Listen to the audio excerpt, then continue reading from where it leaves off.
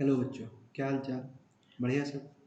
तो आज हम पढ़ेंगे हाइब्रिडाइजेशन के बारे में और हाइब्रिडाइजेशन की हम कैलकुलेशन कैसे कर सकते हैं और हाइब्रिडाइजेशन कैसे निकालते हैं उसके बारे में। तो आप इस वीडियो के बाद, इस वीडियो को देखने के बाद आप लोग हाइब्रिडाइजेशन को सेकंड्स में निकाल पाओगे। ठीक है, चलो स्टार्ट करते हैं। पहले हम समझेंगे कि हाइब्रिडाइजेशन होती क्या है। तो हाइब्रिडाइजेशन क्या होती है, देखो यहाँ पर डेफिनेशन लिखी हुई है, तो डेफिनेशन तो कोई भी पढ़ सकता है क्या है। मैं समझाता हूँ क्या। देखो डेफिनेशन पढ़ लेते हैं पहले क्या कहती है। When two or more unhybridized orbital of same energy level overlap to form new type of orbital, then this orbital is known as hybridized orbital, and this phenomena is known as hybridization। ठीक है, तो ये तो हो गई हमारी क्या definition हो गई, लैंग्वेज की बात हो गई। अब इसको बताता हूँ, समझाता हूँ क्या कह रहा है ये, क्या है इसका मतलब इस डेफिनेशन का। देखो, जैसे हमारे पास एक 2s ऑर्बिटल है, ठीक है, और एक हमारे पास क्या है 2p ऑर्बिटल है। एक हमारे पास क्या है 2p ऑर्बिटल है। 2s ऑर्बिटल है और एक हमारे पास क्या है 2p ऑर्बिटल है। ठीक है, जब 2s ऑर्बिटल 2, यहाँ पर 2 है, यहाँ भी 2 है, तो इसका मतलब क्या है, इनकी एनर्जी क्या है, दोनों ऑर्बिटल की सेम है। इनकी एनर्जी क्या है, दोनों ऑर्बिटल्स कैसे हो गए, सेम एनर्जी के हो गए। ठीक है, जब 2s ऑर्बिटल और सेम एनर्जी लेवल के ऑर्बिटल जब क्या करेंगे, कंबाइन करेंगे या फिर मिक्सिंग होगी दो की या ओवरलैप करेंगे, तो हमारे पास क्या बनेगा, एक हाइब्रिड ऑर्बिटल बनेगा। ठीक है, हमारे पास क्या बनेगा, और मोस्ट इंपोर्टेंट बात है, इनका कोलिजन कैसा होना चाहिए, हेड ऑन कोलिजन होना चाहिए। मीन्स हेड ऑन कोलिजन क्या होना चाहिए इनका। ठीक है, तब क्योंकि हेड ऑन कोलिजन होगा तभी हमारे पास क्या बनेगा, सिग्मा बॉन्ड। और सिग्मा बॉन्ड ही हमारे पास किसमें, सिग्मा बॉन्ड बनेगा, तो तभी हमारे पास क्या होगी, ओवरलैपिंग होकर हाइब्रिडाइजेशन होगी हमारे पास। ठीक है, अच्छा जी, तो जब इन दोनों और ऑर्बिटल की ओवरलैपिंग होगी तो हमारे पास क्या बनेगा, हाइब्रिड ऑर्बिटल बनेगा। क्या हाइब्रिड ऑर्बिटल क्या बनेगा, अच्छा जी, तो इस तरीके का हमारे पास क्या बनेगा जी, हाइब्रिड ऑर्बिटल। तो जब हमारे पास 2s ऑर्बिटल और 2p ऑर्बिटल दोनों मिक्स हुए, ओवरलैप हुए, इन दोनों की मिक्सिंग होने के बाद हमारे पास एक क्या बना, हाइब्रिड ऑर्बिटल बना।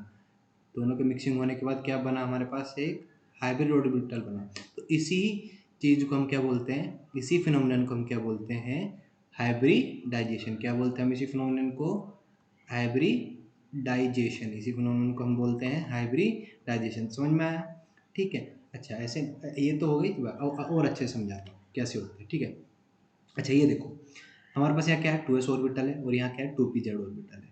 2s या 2pz ऑर्बिटल जब वो आपस में मिक्सिंग होंगे, इनकी इन दोनों को मिक्स होकर हमारे पास एक क्या बनाएंगे, दोनों एक हाइब्रिड ऑर्बिटल बनाएंगे, जिसको हम क्या बोलेंगे, sp ऑर्बिटल बोलेंगे। sp क्यों बोलेंगे, क्योंकि एक हमारे पास क्या है, एक ऑर्बिटल s का है और एक ऑर्बिटल हमारे पास क्या है p का।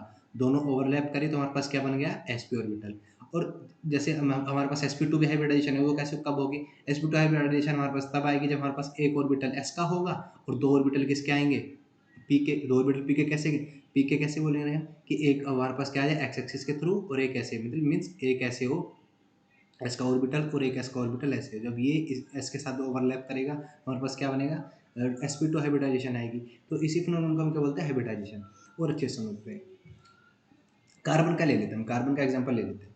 ठीक है, कार्बन का एग्जाम्पल, तो कार्बन की ग्राउंड स्टेट इलेक्ट्रॉन कॉन्फ़िगरेशन क्या होती है, कार्बन की ग्राउंड स्टेट इलेक्ट्रॉन कॉन्फ़िगरेशन क्या होती है, कार्बन की ground state electron configuration 1s orbital होगा, ये हमारे पास क्या होगा 2s ऑर्बिटल होगा, और ये क्या होगा हमारे पास 2p ऑर्बिटल होगा। ठीक है, कार्बन का कितना होता है वैलेंसी, 6 होता है।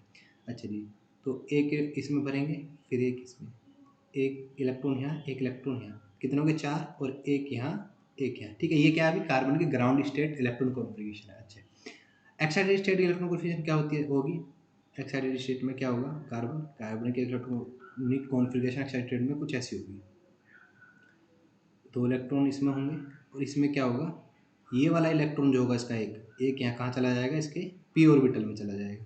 तो यहाँ पर एक इलेक्ट्रॉन होगा 2s में और एक इलेक्ट्रॉन कहाँ जंप कर जाएगा हमारा 2p ऑर्बिटल में। ये हमारे पास किसकी होगी, कार्बन की एक्साइटेड स्टेट में इलेक्ट्रॉन कॉन्फ़िगरेशन होगी। ठीक है, तो जब ये 2s और 2p ऑर्बिटल क्या करें, दोनों आपस में क्या करेंगे, ओवरलैपिंग करेंगे, मिक्स हो जाएंगे, तो एक हमारे पास क्या बनेगा, एक हाइब्रिड ऑर्बिटल बनेगा। हमारे पास क्या बनेगा, एक हाइब्रिड ऑर्बिटल बनेगा। एक हमारे पास क्या बनेगा, एक हाइब्रिड ऑर्बिटल बनेगा। कैसे, इस तरीके से, इस तरीके से एक हमारे पास क्या बनेगा, हाइब्रिड ऑर्बिटल बनेगा। ठीक है, ये इसमें क्या होगा, ये हमारे पास एक क्या बन गया, हाइब्रिड ऑर्बिटल। किस किस को, 2s और 2p ऑर्बिटल को मिक्स होकर, दोनों की मिक्सिंग होकर, दोनों ओवरलैप करके एक हाइब्रिड ऑर्बिटल बनाया इन्होंने। और ये हाइब्रिड ऑर्बिटल क्या कहलाएगा हमारे पास, इसी ये जो हाइब्रिड ऑर्बिटल की ओवरलैपिंग हो रही है, इसी फिनोमेनन को हम क्या बोलते हैं, हाइब्रिडाइजेशन बोलते हैं। ठीक है, तो यहाँ पर क्या हुआ हमारे पास, एक एस का ऑर्बिटल आया और 3 किसके आए भाई, एक एस का ऑर्बिटल और एक पी किसका ऑर्बिटल आया जी, पी।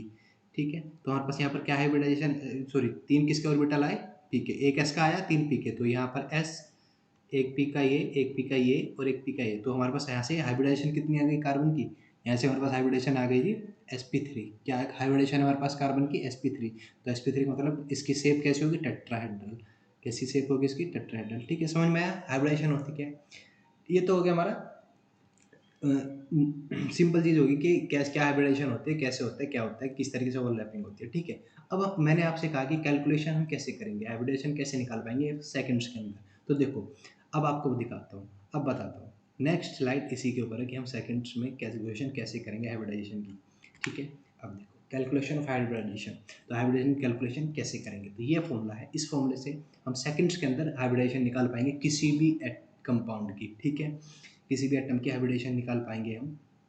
ठीक है, तो देखो ये क्या है, V S C P R. V S C P R का मतलब क्या है जी, V S C P R है हमारे पास, यहाँ पर क्या है, V S C P R valence shell, valence shell electron pair repulsion. ठीक है, ये है। अच्छा जी, वी एस ई क्या है यहाँ पर, वी एस ई हमारे पास valence shell electron. Valence shell electron क्या होता है, वैलेंस सेल इलेक्ट्रॉन जो आउटर मोस्ट सेल में जितने इलेक्ट्रॉन होते हैं वो क्या होता है जी, वैलेंस सेल इलेक्ट्रॉन्स होते हैं। ठीक है, तो valence shell electron divided by 8, और valence shell electron divided by 8। जब वैलेंस सेल इलेक्ट्रॉन को हम 8 से डिवाइड करेंगे, फिर हमारे पास कुछ रिमाइंडर बचेगा। अगर रिमाइंडर बचता है, उस रिमाइंडर को 2 से डिवाइड करेंगे। ठीक है, तो हमारे पास क्या आएगा, देखो जब वैलेंस इलेक्ट्रॉन को हम 8 से डिवाइड करें तो हमारे पास क्या आएगा, बॉन्ड पेयर। बॉन्ड पेयर का मतलब हमारे पास क्या आएगा, सिग्मा बॉन्ड। उसके अंदर कितने सिग्मा बॉन्ड है। ठीक है, अच्छा रिमाइंडर को जब 2 से डिवाइड करें तो उससे हमारे क्या पता लगेगा, उससे हमें पता लगेगा कितने लोन पेयर्स हैं हमारे पास, उसके पास कितने लोन पेयर्स हैं। तो हाइब्रिडाइजेशन होती क्या है, bond pair plus lone pair. Means bond pair का मतलब क्या है, sigma bond plus lone pair. तो यही तो हाइब्रिडाइजेशन होती है। तो इसी के थ्रू अभी फॉर्मूला समझा रहा हूँ, आगे बताऊंगा कैसे निकालेंगे। अभी देखो एग्जांपल लेंगे तब और ज़्यादा अच्छे समझ में आएगा आप लोगों को। ठीक है, अब देखो ये तो हो गया हमारे पास हाइब्रिडेशन कैसे निकालते हैं। ये कब का है, ये तब है जब हमारे पास क्या हो, जब हमारे पास क्या हो, किसी भी एटम के साथ हाइड्रोजन ना लगा हुआ हो। ये फॉर्मूला कब काम करेगा, सिर्फ जब किसी भी एटम के साथ हाइड्रोजन ना लगा हो। अच्छा, जब हाइड्रोजन लगा हुआ होगा तब क्या होगा, देखो ये जब हाइड्रोजन लगा हुआ होगा किसी भी एटम के साथ, तो तब फॉर्मूला कौन सा काम करेगा हमारे पास, ये वाला। तब हमारे पास फॉर्मूला कौन सा काम करेगा, ये वाला। ठीक है, अच्छा ये वाला फॉर्मूला हमारे पास काम करेगा तब। तो यहाँ पर क्या है, valence electron divided by 2, valence electron divided by 2 होगा। ठीक है, तो वैलेंस इलेक्ट्रॉन डिवाइडेड बाई 2, यहाँ से अगर वैलेंस इलेक्ट्रॉन हम निकालेंगे, डिवाइडेड बाई 2 करेंगे, तो कब होगा ये फॉर्मूला कब वैलिड होगा, जब हमारे पास क्या होगा, हाइड्रोजन अटैच होगा। मीन्स जैसे हमारे पास CH4 हो गया, तो जब इस वाले केस में हमारे पास CH4 हो गया, NH3 हो गया, इन वाले केस में हमारे पास कौन सा फॉर्मूला काम करेगा, ये वाला। ठीक है, अच्छा वैलेंस इलेक्ट्रॉन डिवाइडेड बाई 2 से हमारे पास क्या निकलेगा, लोन पेयर्स निकलेंगे।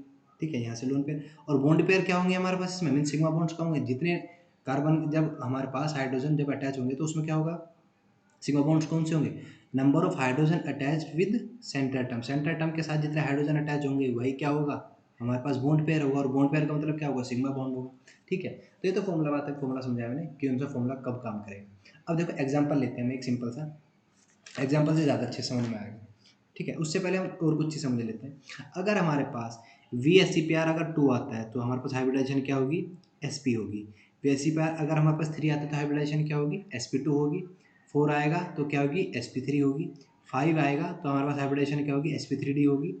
6 आएगा तो हमारे पास क्या होगी हाइब्रिडाइजेशन, SP3D2। 7 आएगा तो हमारे पास क्या होगी, SP3D3। ये हमारे पास हाइब्रिडाइजेशन होगी। ठीक है, अब एग्जाम्पल से लेते हैं, एग्जाम्पल से समझते हैं। ठीक है, सबसे पहले हम एग्जांपल ले लेते हैं किसका, एक हम एग्जांपल CO2 ले लेते हैं। सबसे पहले क्या लेते हैं हम, CO2 ले लेते हैं। ठीक है जी, तो इसका सबसे पहले हम क्या निकालेंगे, वैलेंस इलेक्ट्रॉन्स निकालेंगे, इसमें कितने वैलेंस इलेक्ट्रॉन्स हैं। ठीक है, तो CO2 में कितने वैलेंस इलेक्ट्रॉन्स होंगे, तो वैलेंस इलेक्ट्रॉन्स निकाल लेते हैं पहले। वैलेंस सेल इलेक्ट्रॉन्स निकाल लेंगे पहले। तो वैलेंस इलेक्ट्रॉन कैसे निकालेंगे, तो देखो कार्बन कौन से ग्रुप में प्रेजेंट होता है, कार्बन ग्रुप देखो, अब मैं अभी ग्रुप जो ग्रुप नंबर होगा वही उसके क्या होंगे, वैलेंस इलेक्ट्रॉन। वैलेंस इलेक्ट्रॉन क्या होते हैं, जो ऑटोनोमस सेल में हमारे पास इलेक्ट्रॉन्स होते हैं वही वैलेंस इलेक्ट्रॉन्स होते हैं। तो अभी ऐसे भी याद कर सकते हो कि जो ग्रुप नंबर होगा, जिस जिस एटम का जो ग्रुप नंबर होगा वही क्या होगा, उसका वैलेंस इलेक्ट्रॉन होगा। तो कार्बन कौन से ग्रुप में प्रेजेंट होता है, फोर्थ ग्रुप में, ठीक है, 4 प्लस। ऑक्सीजन कौन से ग्रुप में प्रेजेंट होता है, ऑक्सीजन हमारे पास प्रेजेंट होता है 6th ग्रुप में, तो 6। और कितने ऑक्सीजन है हमारे पास यहाँ, 2, तो 4 + 6 × 2, तो हमारे पास क्या आ गया 4 + 12, तो 4 + 12 कितना हो गया 16। 4 + 12 हमारे पास क्या आ गया 16। अच्छा जी, तो देखो यहाँ पर कोई हाइड्रोजन तो लगा नहीं है, तो कौन सा फॉर्मूला काम वर्क करेगा हमारे पास सब पहले वाला फॉर्मूला वर्क करेगा यहाँ पर, valence electron pair equal to valence electron divided by 8 plus reminder divided by 2, ये वाला फॉर्मूला हमारे पास यहाँ काम करेगा। तो वैलेंस इलेक्ट्रॉन हमारे पास कितने आए हैं, वैलेंस इलेक्ट्रॉन हमारे पास आए हैं कितने, वैलेंस इलेक्ट्रॉन्स हमारे पास आए हैं जी 16, तो 16 डिवाइडेड बाई 8, तो 8 को हम जब 2 से काटेंगे तो हमारे पास क्या आ जाएगा, कितने टाइम्स जाएगा ये 2 टाइम्स जाएगा, तो रिमाइंडर कितना बचेगा यहाँ पर हमारे पास 0, तो 0 डिवाइडेड बाई 2, तो हमारे पास रिमाइंडर क्या बचा 2, तो हमारे पास क्या आ गया यहाँ से V S C P R कितना आ गया, V S E P R कितना आ गया हमारे पास 2, तो V S C P R 2 होगा तब क्या होगा हमारे पास हाइब्रिडाइजेशन क्या होगी एस पी, ठीक है, आया समझ में। तो CO2 की क्या हाइब्रिडाइजेशन होगी sp, ठीक है। अच्छा, अब आपको मैं यहाँ से अगर हमें क्या निकालने हो, हमें यहाँ से क्या निकालने हो, अगर हमें लोन पेयर निकालने हो, अगर हमें क्या निकालने हो, अगर हमें लोन पेयर निकालने हो तो कैसे निकाल, देखो हम यहाँ पर तो लोन पेयर होंगे ही नहीं। कार्बन का स्ट्रक्चर, CO2 का स्ट्रक्चर होता कैसा है, यही होता है ना, तो लोन पेयर इसके पास तो है नहीं, क्योंकि लोन पेयर जब इसके पास है नहीं तो देखो जब तो जीरो आया हमारे पास ये, क्योंकि रिमाइंडर डिवाइड बाई 2, ये 0 डिवाइड बाई 2 करेगा तो 0 आएगा, तो लोन पेयर इसके पास है नहीं, ठीक है। अच्छा, अब नेक्स्ट एग्जांपल लेते हैं एक और, जैसे कि हम ले लेते हैं नेक्स्ट एग्जांपल हाइड्रोजन के वाला ले लेते हैं इस बार, ठीक है, अमोनिया NH3 ले लेते हैं, ठीक है।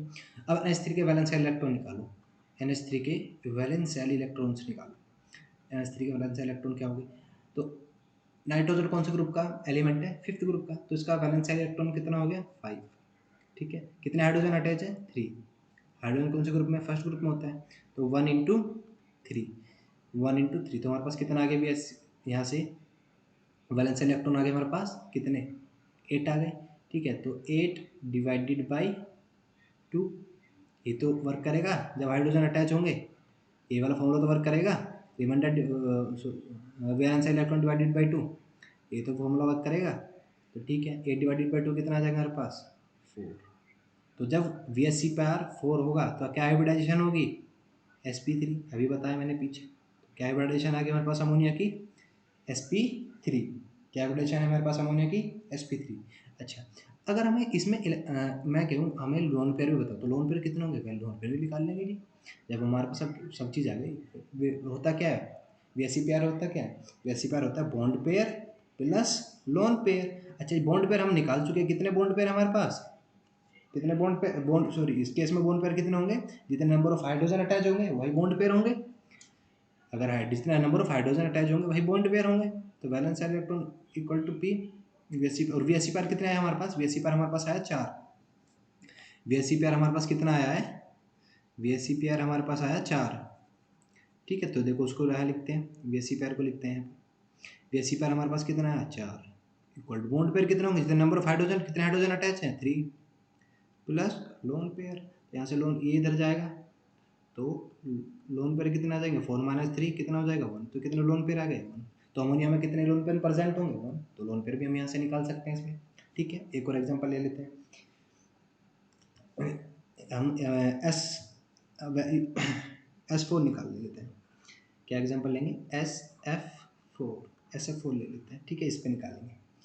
तो सबसे पहले इसके वैलेंस इलेक्ट्रॉन निकालो, वैलेंस इलेक्ट्रॉन, तो वैलेंस इलेक्ट्रॉन निकालेंगे, तो सल्फर कौन से ग्रुप में प्रेजेंट होता है 6th ग्रुप में, उससे टीपो ऑक्सीजन सल्फर, ठीक है, तो सल्फर कौन से ग्रुप में प्रेजेंट होता है हमारे पास 6, तो इसका वैलेंस इलेक्ट्रॉन कितने होंगे इसके पास 6, ठीक है जी, प्लस फ्लोरीन कौन से में होता है, फ्लोरीन होता है कौन से 7th ग्रुप में, फिर कल बाहर आई आंटी, ठीक है, तो 7th ग्रुप में होता है, तो 7 कितने फ्लोरीन है 4, 7 × 4, तो यहाँ पर क्या आएगा हमारे पास 6 + 7 × 4, 7 4 28, और 28 + 6 कितना हो जाएगा 34, तो वैलेंस इलेक्ट्रॉन कितना है हमारे पास यहाँ पर 34। तो और केस कैसा है जिसमें हाइड्रोजन प्रेजेंट नहीं है, तो कौन सा फॉर्मूला लगेगा, फर्स्ट वाला।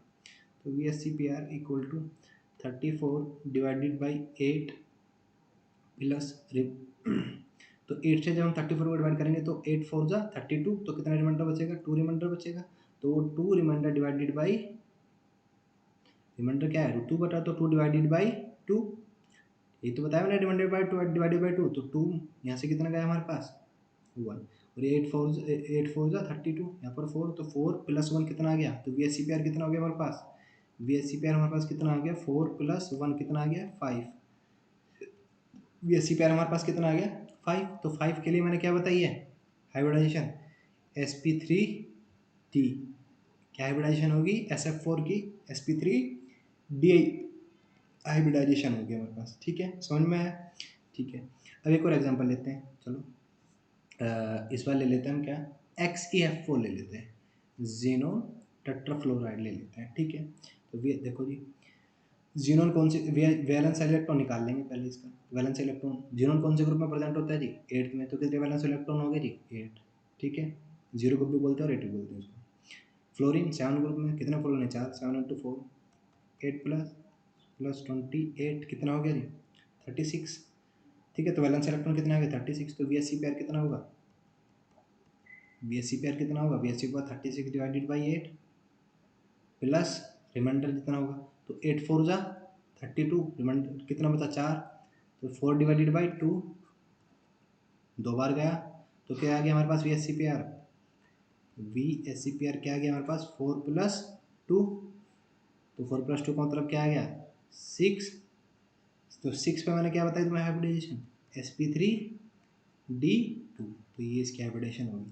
तो ये हमारे पास है, इसके थ्रू हम सेकंड में क्या निकाल पाएंगे, हाइब्रिडाइजेशन निकाल पाएंगे। ठीक है, तो इस तरीके से हम क्या निकाल पाएंगे, हाइब्रिडेशन किसी भी, कोई भी एक कंपाउंड हो हमारे पास, कोई भी कंपाउंड हो उसमें से उसके सेंट्रल में एटम की, उस कंपाउंड की क्या निकाल पाएंगे हम, हाइब्रिडेशन निकाल पाएंगे इन दो फॉर्मूले के थ्रू। ठीक है, सिर्फ सेकंड्स में, सिर्फ हमें क्या पता होना चाहिए, वैलेंस इलेक्ट्रॉन कितने प्रेजेंट होते हैं उसमें, वैलेंस इलेक्ट्रॉन देखो प्रेजेंट कम, जब हम ये याद होगा कि हमारे पास वो एटम कौन से ग्रुप में प्रेजेंट होते हैं। देखो मैं एक डिटेल वीडियो भी लाऊंगा इस पर कि कैसे एक पीरियड टेबल को याद करते हैं, उस पर मैं एक डिटेल वीडियो लाऊंगा, पीरियड टेबल पूरी याद करा दूंगा, पूरी पीरियड टेबल एक कहानी के थ्रू याद करा दूंगा, और उसमें भी ये याद करा दूंगा कि कौन से ग्रुप में कौन सा एलिमेंट प्रेजेंट होता है और कौन से पीरियड में प्रेजेंट होता है। ठीक है, तो इसके बाद वो लाता हूँ, इसके बाद आएगी कोई एक और वीडियो, उसमें क्या मैं आपको लोगों को पूरी पीरियड टेबल याद करा दूंगा, कौन से ग्रुप में कौन सा एटम प्रेजेंट होता है और कितने किस पीरियड में प्रेजेंट होता है, और कितने जो वही जो इतने जिस ग्रुप में वो एटम प्रेजेंट होगा उतने क्या होते हैं उसमें वैलेंस इलेक्ट्रॉन होते हैं। ठीक है,